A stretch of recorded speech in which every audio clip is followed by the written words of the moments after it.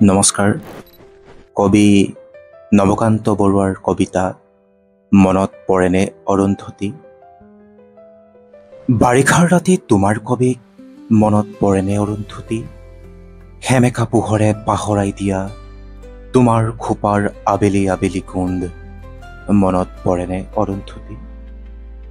জোনাকে ডাৱৰে মৰমে বিষাদে নুবুজা কবিতা, আমাৰ মাজত ভগা সপোনৰ অতনো বাধা মনত পৰেনে অৰুন্ধতী।